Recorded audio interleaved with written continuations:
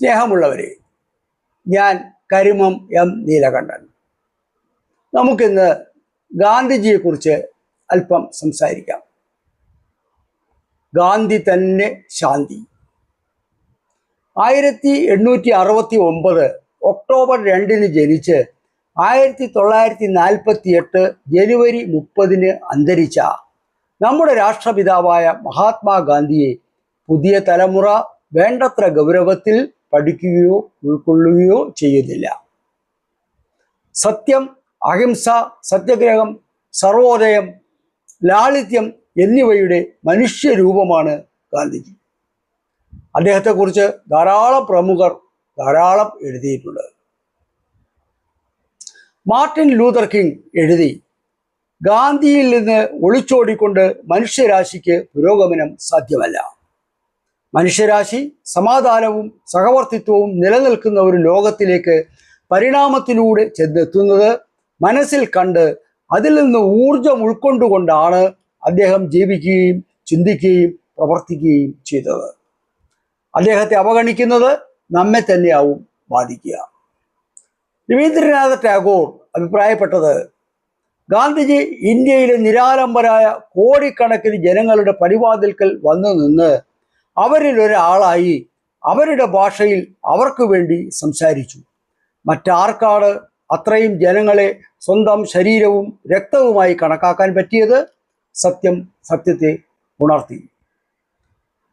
Albert ഐൻസ്റ്റൈൻ്റെ വരികൾ വിശ്വപ്രസിദ്ധമാണ്.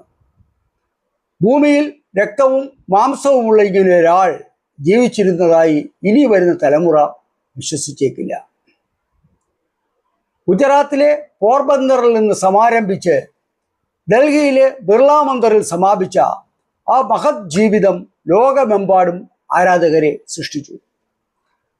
ദക്ഷിണാഫ്രിക്കയിലെ ഉജ്ജ്വല സമരങ്ങൾക്ക് ശേഷം ഇന്ത്യയിലെത്തിയ ഗാന്ധിജി ഇന്ത്യൻ സ്വാതന്ത്ര്യ സമരത്തിന് നേതൃത്വവും ദിശാബോധവും നൽകി. അദ്ദേഹം അവകാശപ്പെട്ടു, അതെ, ഞാനൊരു ഹിന്ദുവാണ്, അതോടൊപ്പം ഞാനൊരു ക്രിസ്ത്യാനിയും മുസ്ലിമും യഹൂദനുമാണ്. സൂര്യനസ്തമിക്കാത്ത സാമ്രാജ്യത്തിനെതിരെ സത്യവും അഹിംസയും ആയുധങ്ങളാക്കി നിർഭീകം പോരാടിയ ആ ധീരദേശാഭിമാനി സ്വാതന്ത്ര്യാനന്തരം അധികാര കേന്ദ്രങ്ങളിൽ നിന്ന് അകന്നു നിന്നു. സാത്വികനായ വിശ്വാദരണീയനായ വന്ധ്യവയോധികനെ നിർദ്ദയം വെടിവെച്ചു കൊല്ലാൻ ഒരു മനുഷ്യന് മനസ്സ് വന്നു എന്നത് അവിശ്വസനീയം തന്നെ. യുദ്ധവും ചതിയും എല്ലാം നിറഞ്ഞാടുന്ന സമകാലത്തിൽ ഗാന്ധി ദർശനങ്ങൾ മാത്രമാണ് പരിഹാരമാർഗം. യുവാക്കൾ നിർബന്ധമായും ഗാന്ധി സാഹിത്യം വായിക്കണം. വിശിഷ്യ എൻ്റെ സത്യാന്വേഷണ പരീക്ഷണങ്ങൾ. മഹാത്മാഗാന്ധിയെക്കുറിച്ച് ഞാൻ എഴുതിയ കവിത ഗാന്ധി തന്നെ ശാന്തി അവതരിപ്പിക്കട്ടെ. ഗാന്ധി തന്നെ ശാന്തി. സത്യവും അഹിംസയും കൈവിടാതെ എന്നും മർത്യ നന്മയ്ക്കായി നിലകൊണ്ട കർമ്മയോഗി, പോർബന്ദർ മുതൽ ബിർള മന്ദിരം വരെയും നിർഭീകനായി സഞ്ചരിച്ച മാനവ സ്നേഹി. സത്യവും അഹിംസയും കൈവിടാതെ എന്നും മർത്യ നന്മയ്ക്കായി നിലകൊണ്ട കർമ്മയോഗി. വക്കീലും നേതാവുമായിരുന്നിട്ടും സ്വന്തം സുഖം നോക്കാതെ അശരണർക്കു വേണ്ടി അഹോരാത്രം വാദിച്ച മഹാനുഭാവനാം മഹാത്മാവിനെ നമിക്കുന്നു ഞങ്ങൾ സാദരം. സത്യവും അഹിംസയും കൈവിടാതെ എന്നും മർത്യ നന്മയ്ക്കായി നിലകൊണ്ട കർമ്മയോഗി. രാഷ്ട്രം മുഴുവൻ സ്വാതന്ത്ര്യമാഘോഷിച്ചപ്പോൾ നടന്നു ഭവാൻ ദുസ്സഹമാം ശോകത്തോടെ. അധികാരഭ്രാന്തും വിഭജനമോഹവും നേതാക്കളെ അന്തരാക്കിയതിൽ ദുഃഖിതൻ. സത്യവും അഹിംസയും കൈവിടാതെ എന്നും മർത്യ നന്മയ്ക്കായി നിലകൊണ്ട കർമ്മയോഗി. ജീവിതം തന്നെ സ്വന്തം സന്ദേശമായി മാറ്റി മഹത്താം സത്യാന്വേഷണ പരീക്ഷണങ്ങൾ നടത്തി പ്രതിസന്ധികളിൽ പതറാതെ ദുഷ്ടശക്തികളെ തുരത്തി ധീരയോദ്ധ.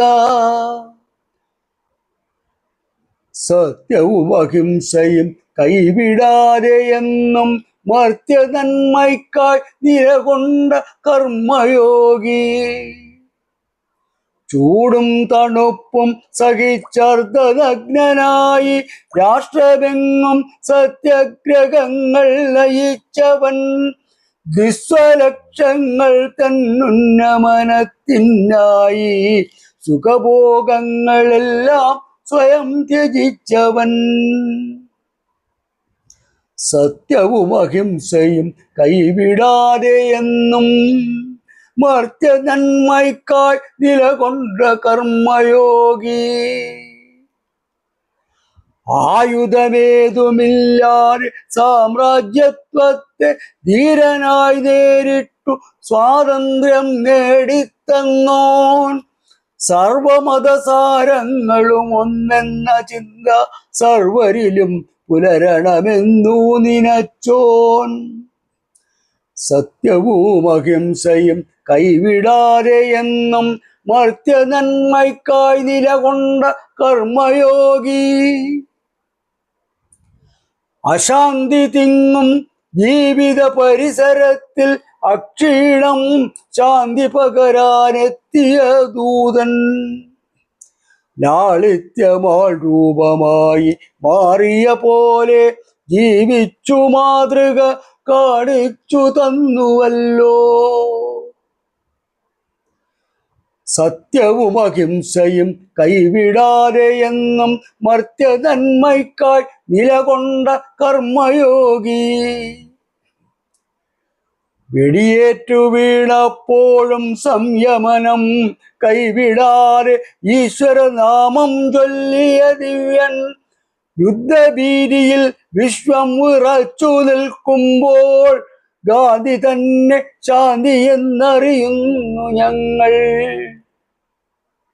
യുദ്ധഭീതിയിൽ വിശ്വം വിറച്ചു നിൽക്കുമ്പോൾ ഗാന്ധി തന്നെ ശാന്തി എന്നറിയുന്നു ഞങ്ങൾ.